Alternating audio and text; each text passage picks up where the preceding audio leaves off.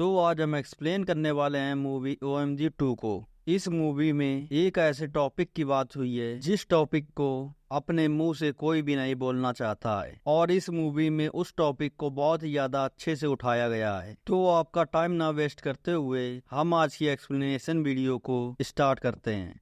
Movie की शुरुआत होती है और हमें एक कांतीलाल नाम का एक आदमी दिखाया जाता है जो कि बहुत ही ज्यादा सिंपल इंसान होता है। उसकी एक दुकान है महाकाल मंदिर के सामने। वो वहाँ के शास्त्री से मिला हुआ है, उसको मकान मिला हुआ मंदिर की तरफ से रहने के लिए, और उसके 2 बच्चे हैं, एक लड़का है और एक लड़की है। और फिर हम देखते हैं कि कांतीलाल के पास फोन आता है और वो हॉस्पिटल में पहुंच जाता है। तभी वहाँ पर उसकी वाइफ होती है, लेकिन डॉक्टर कह रहे होते हैं कि वो आपसे ही बात करेंगे। तभी कांतीलाल जाता है, वो डॉक्टर से बात करता है। और जब कांतीलाल डॉक्टर के पास जाता है तो डॉक्टर उसे बताता है कि आपके बेटे ने वाइग्रा की गोली काफी ज्यादा एक साथ खा ली है, इसीलिए वो रात भर मास्टरबेट करता रहा और वो बेहोश हो गया। तभी विवेक का दोस्त उसको हॉस्पिटल में ले आया। वही विवेक हॉस्पिटल से आता है और उसके घर वालों को मास्टरबेट के बारे में पता चल जाता है, इसीलिए वो सबसे मुंह छुपा रहा होता है। तभी विवेक का पिता कांतीलाल जाता है स्कूल में जानने के लिए कि स्कूल में क्या हुआ था। तभी विवेक का दोस्त बताता है कि स्कूल में सालसा डांस चल रहा था, और फिर हम देखते हैं कि विवेक जिससे प्यार करता है वो किसी और के साथ डांस कर रही होती है। इसीलिए वहीं पर एक रोहित नाम का लड़का बैठा हुआ होता है। वो कहता है तेरा छोटा, इसीलिए वो दूसरे के साथ प्यार कर रही है। और ये विवेक के मन में डाउट आ जाता है। जब वो स्कूल से घर की तरफ आता है तो एक दुकान पड़ती है साइज बढ़ाने की। विवेक ने वो सारी की सारी शीशियों का इस्तेमाल कर लिया, लेकिन तब भी उसे कोई भी फायदा नहीं हुआ था। और फिर वो एक डॉक्टर के पास जाता है जहाँ पर वो विवेक को मशीन पे चेक करता है। वहाँ पर लाल बत्ती जलने लगती है। तभी विवेक को अपने ऊपर और भी ज्यादा शक होने लगता है। वो भी विवेक को दवा देता है अपने लिंग को बड़ा करने के लिए। और फिर विवेक को पता चलता है कि मेडिकल पे भी दवा मिलती है साइज बड़ा करने की। तभी विवेक पहुंच जाता है वहाँ पे। एक नहीं वो 3 गोलियां ले आता है। वो रात भर मास्टरबेट करता है, और अब उसने स्कूल में भी मास्टरबेट करना चालू कर दिया था। लेकिन तभी वहीं पर कोई उसका वीडियो बना लेता और वो इंटरनेट पे डाल देता है, और ये बात सारे स्कूल में फैल जाती है। तभी उसके पिता को स्कूल के प्रिंसिपल बुलाते हैं। विवेक ने ऐसी अश्लील हरकत की है यहाँ पर, और ये विवेक वाली बात सारी जगह फैल चुकी होती है क्योंकि सारे लोगों ने ये वीडियो देख लिया होता है। फिर हम देखते हैं कि कांतीलाल शिव जी से प्रार्थना कर रहा होता है मेरे बच्चे के लिए मदद के लिए आप कुछ मुझे ताकत प्रदान करें। तभी हम देखते हैं शिवगण के रूप में अक्षय कुमार आते हैं, जो कि उनका नाम भी शिव होता है। फिर हमें अगला सीन दिखाया जाता है जहाँ पर कांतीलाल को पुलिस स्टेशन में बुलाया जाता है। फिर जाके पता चलता है कि विवेक को पकड़ लिया गया है पुलिस स्टेशन में, क्योंकि वो रोहित को मारने के लिए चाकू लेकर उसके घर पर पहुंच गया था। इसीलिए वो लोग विवेक के ऊपर मर्डर का केस लगाना चाहते हैं, लेकिन कांतीलाल विवेक के वहीं पर थप्पड़ मार देता है। इसीलिए वो जो केस होता है वो वहीं पर क्लोज हो जाता है। जितने भी विवेक के घर वाले होते हैं वो मौसी के घर पे जाने लगते हैं, क्योंकि वहाँ पर उन लोगों की काफी ज्यादा बेइज्जती हो रही थी। फिर विवेक काफी ज्यादा गुस्से में होता है। वो जहर की बोतल जो होती है वो पी लेता है, लेकिन वहीं पर शिव होते हैं, वो बचा लेते हैं विवेक को, क्योंकि वो जहर वाला जो कुछ कहना था वो उन्होंने खुद ही पी लिया था। तभी शिव कांतीलाल से कह रहे होते हैं कि कभी कभी भक्तों को बचाने के लिए शिव को ही जहर पीना पड़ता है। तभी हम देखते हैं कि रेलवे स्टेशन से विवेक गायब हो जाता है। शिव कांतीलाल को बताते हैं कि विवेक उधर गया है। फिर कांतीलाल जाता है, वो देखता है कि उसका बच्चा इनके सामने खड़ा है, वो सुसाइड करने जा रहा है। तभी वहाँ पर शिव आते हैं और उसको वो बचा लेते हैं विवेक को। फिर कांतीलाल से शिव कहते हैं कि हमारा बच्चा तब तक नहीं ठीक होगा तब तक उसको नहीं लगेगा कि उसने कोई भी गलत काम नहीं किया। तभी कांतीलाल अपने पूरे परिवार को स्टेशन से घर वापस ले जाते हैं। वो कहते हैं कि मैं कोर्ट में अब केस लड़ूंगा, और इस केस से जुड़े हुए जितने भी दोषी होते हैं उन सबको कांतीलाल नोटिस भिजवा देता है। उन लोगों को कोर्ट में बुलाया जाता है, और फिर वहीं पर कोर्ट में कामनी की एंट्री होती है। वो कांतीलाल के वकील की पहले ही दिन छुट्टी कर देती है। भी कांतीलाल वहाँ पर कोर्ट में एक और तारीख मांगता है। कांतीलाल को समझ में नहीं आ रहा होता है कि अब वो किससे केस लड़वाए। तभी हम देखते हैं कि कांतीलाल घर में होता है। तभी उसके गेट के पास कोई बैग छोड़ जाता है। तभी वो बैग उठाकर देखता है, उसमें कुछ किताबें होती हैं जिसमें सेक्स एजुकेशन के बारे में बताया गया था। वो सारी की सारी वो किताबों को पढ़ता है रात भर। और फिर हम दूसरे दिन देखते हैं कि कांतीलाल खुद ही अपना केस लड़ने के लिए पहुंच जाता है,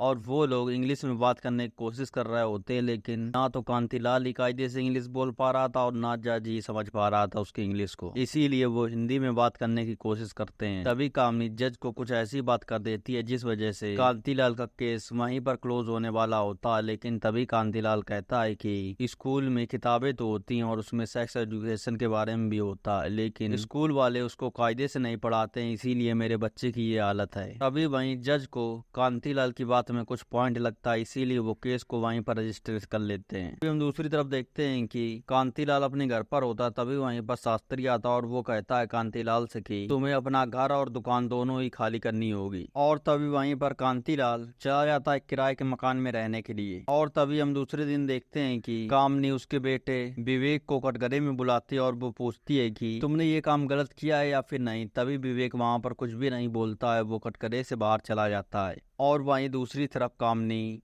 कांतिलाल से कह रही होती है कि अगली बार तुम्हारी बेटी और बीवी को बुलाऊंगी, नहीं तो तुम ये केस वापस ले लो। और फिर हम दूसरे दिन देखते हैं कि कांतिलाल की बेटी को कटघरे में बुलाया जाता है, तभी उसको विवेक की वीडियो दिखाकर बोला जाता है कि इससे तुम्हें क्या लगता है। तभी वो शुद्ध हिंदी में कामनी को ऐसे समझा देती है कि कामनी की बोलती ही बंद हो जाती है। और तभी दूसरी बारी होती है कांतिलाल के बीबी की।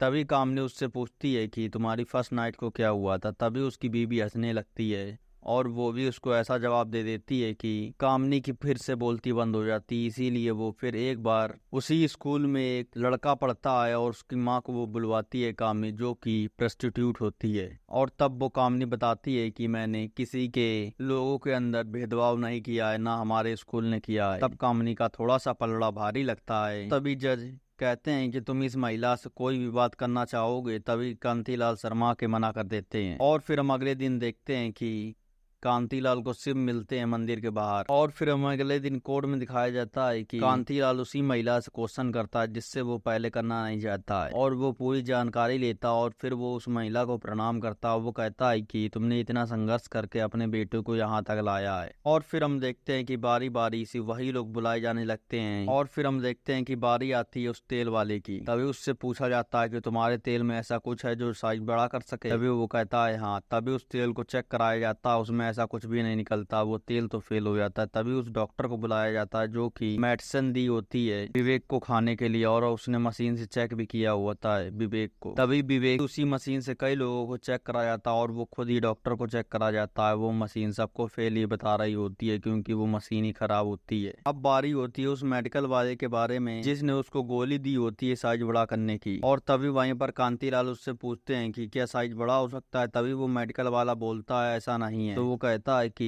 तुमने ऐसा क्यों किया और मेरे बच्चे को क्यों बहलाया। और फिर ये सीन यहीं पर कट हो जाता है। और फिर हम देखते हैं अगले दिन शिव कचौड़ी खरीद रहे होते हैं। तभी वो कांतिलाल को उस पेपर को पढ़ने के लिए देते हैं जो कचौरी में लिपटा हुआ होता है। तभी वहाँ पर कुछ अटपटी चीजें लिखी हुई होती हैं। तभी कांतिलाल वहाँ पे समझ जाता है कि मुझे क्या करना है। तभी वो दूसरे दिन बॉडी का चार्ट लेके वहाँ पर पहुंच जाता है और वो जज के सामने कहने लगता है कि इस बुक में भी सारे की सारी चीजें दी हुई हैं, लेकिन स्कूल वाले इस चीज को कायदे से नहीं बताते हैं। और फिर वहीं पर कामनी कोर्ट में कहती है कि हमारे समाज में ऐसे सेक्स की बातें सरेआम नहीं होती। तभी वो एक पेपर को लेके आता है और वो पढ़ता है। कुछ उसमें ऐसी बातें लिखी होती हैं सेक्स के बारे में। तभी वो बताता है कि इस पेपर के ट्रस्टी जो भी हैं वो इस बातों को पेपर में छाप सकते हैं, लेकिन वो इस बारे में बात नहीं कर सकते हैं। और ऐसी ही कुछ बातें और भी कहता है कांतिलाल, जिस वजह से वो जो जज होते हैं वो नेक्स्ट हियरिंग में उन लोगों को क्लोजिंग स्टेटमेंट देने के लिए कहते हैं। और फिर हम देखते हैं कि